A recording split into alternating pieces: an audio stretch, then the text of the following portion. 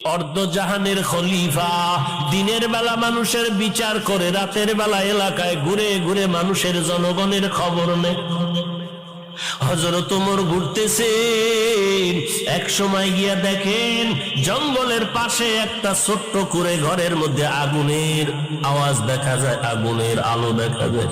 হযরত ওমর কিনারায় গিয়া দূরত্ব বজায় রেখে একটু দাঁড়াইলেন, তাকায় দেখতেছেন এক বৃদ্ধা বুড়ি মহিলা পাত্রের মধ্যে পানি গরম করে আর পার্শ্বে বাচ্চাগুলো ঘুমিয়ে আছে। হযরত ওমর অপরিচিত অবস্থায় সালাম দিয়া বলেন, আম্মা জান, এই গভীর রাতে জঙ্গলের মধ্যে আগুন জ্বালায় কি করে? আম্মা জান বললেন, কে যুবক তুমি? বলে, আমি একজন আগন্তুক মুসাফির। কি চাও? বলে, আমি ঘুরে ঘুরে দেখি কারো কোনো সমস্যা আছে কিনা, উপকার করতে পারি কিনা।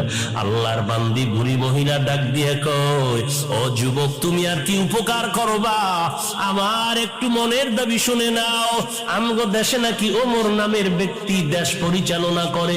শুনে নাও রে যুবক, আমি এই ওমরের বিরুদ্ধে আল্লাহর দরবারে মামলা দায়ের করব।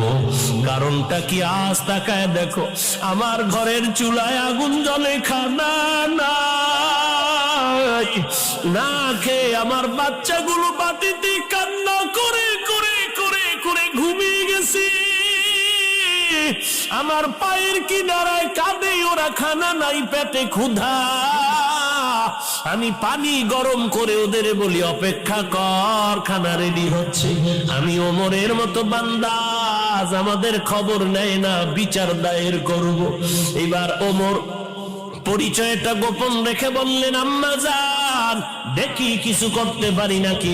সোজা চলে গেলেন অর্থ মন্ত্রণালয়ে, গিয়া এক বস্তা আটা রেডি করিয়া, সাথে আছে এক ব্যক্তি, তার গোলাম আসলাম নামের পিএস। ওই গোলাম রে ডাক দিয়া কয়, আসলাম, আটার বস্তা আমি ওমরের মাথায় উঠাইয়া দাও। গোলাম আসলাম ডেকে বলেন, খলিফাতুল মুসলিমিন, আপনার মাথায় কেন আটার বস্তা দিব? আমি গোলাম, আমার মাথায় দেন। এইবার ওমর ডাক দিয়ে কয়, রে আসলাম, ওরে বান্দা, ভালো করে শুনো, এই যে আমার দায়িত্ব পালন করা তো আমার উপরে দায়িত্ব, আমার দায়িত্বের জবাব কি তুমি দিবা? বলে, না। বলে, যদি তাই হয় তো আমার জবাব আমাকে দেওয়ার জন্য রেডি করে দাও, কারণ কিয়ামতের ময়দানে আসামির কাঠগড়ায় দাঁড়াতে চাই না। বাধ্য হইয়া গোলাম ওমরের মাথায় বোগাস আটার বস্তা যখন তুলে দিয়েছেন, খলিফাতুল মুসলিমিন, অর্ধজাহানের খলিফা, মাথায় বস্তা নিয়ে চলছেন গভীর রাত। বুড়ি মহিলার ঘরের কিনারায় গিয়া ওমর চোখের পানি ছেড়ে বলেন, আম্মা জান, আপনি ভেতরে চলে যান। এইবার মহিলা ভেতরে চলে গেল।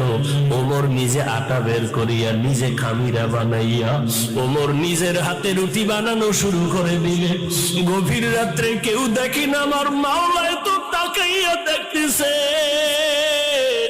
এগুলো কেমনে হয়? তাকওয়া থাকলে হবে, না হয় হবে না। ওমর নিজের হাতে রুটি বানাইয়া বানাইয়া এরপরে বললেন, আম্মা জান, আপনি রুটি খাবেন, সন্তানের রুটি খাওয়াবেন, বাকি আটা রেখে গেলাম, আবার শেষ হলে আবার খবর নেওয়ার জন্য আসবো। এই কথা বলে ওমর বিদায় নিবেন। যখন বের হলেন, মহিলা ডাক দিয়া কয়, ওরে যুবক,